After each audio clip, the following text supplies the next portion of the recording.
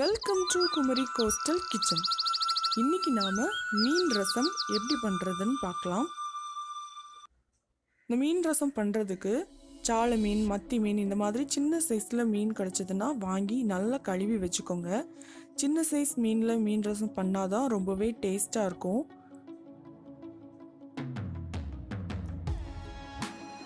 அதுக்கப்புறமா ஒரு மிக்சி ஜாரில் ஒரு 20 சின்ன வெங்காயம் எடுத்துக்கோங்க. ஒரு தக்காளி, 1.5 டீஸ்பூன் அளவுக்கு ஜீரகம், 1 டீஸ்பூன் மஞ்சள் தூள், கூடவே ஒரு 2 டீஸ்பூன் அளவுக்கு மிளகாத்தூள் சேர்த்துட்டு கொஞ்சமாக தண்ணி சேர்த்து நல்லா மைய அரைச்சி எடுத்துக்கோங்க.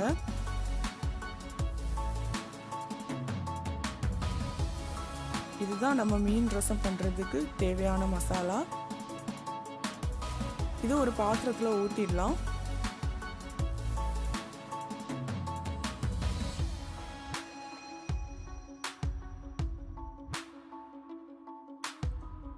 இது கூடவே 1 கப் அளவுக்கு புளி கரைசல் எடுத்துக்கோங்க. அப்புறமா தேவைப்படுற அளவுக்கு கொஞ்சமாக தண்ணி சேர்த்துக்கோங்க. கொஞ்சம் கருவேப்பிலை, தேவையான அளவுக்கு உப்பு சேர்த்து நல்லா கிளறி விட்டுட்டு ஸ்டவ்வில் வச்சுடுங்க.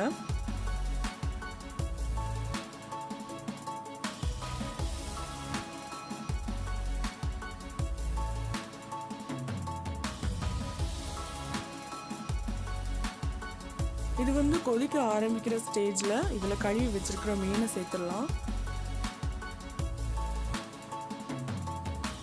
இன்னொரு 15 நிமிஷத்துக்கு இது அப்படியே இருக்கட்டும். அப்போதான் மீன் நல்லா வெந்திருக்கும்.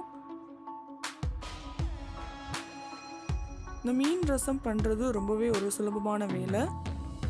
அதே மாதிரி குழந்தைங்க நல்லா விரும்பி சாப்பிடுவாங்க. இதில் நிறைய சின்ன வெங்காயம் நம்ம எடுத்துருக்கிறதுனால தூக்கம் இல்லாமல் கஷ்டப்படுறவங்களுக்கு இந்த மீன் ரசம் பண்ணி கொடுத்தீங்கன்னா அவங்களுக்கு நல்லா தூக்கம் வரும்.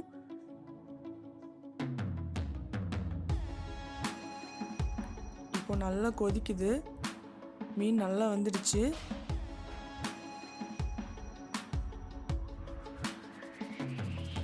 இந்த ஸ்டேஜில் ஸ்டவ் ஆஃப் பண்ணிடலாம். பாருங்கள், நம்மளோட மீன் ரசம் எவ்வளோ அழகாக தயாராகிடுச்சுன்னு.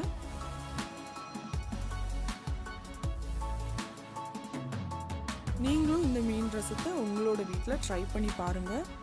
உங்களுக்கு பிடிச்சிருந்துச்சுன்னா எங்களோட சேனலை சப்ஸ்கிரைப் பண்ணுங்கள். ருசியாக சாப்பிடுங்க, ருசிச்சு சாப்பிடுங்க.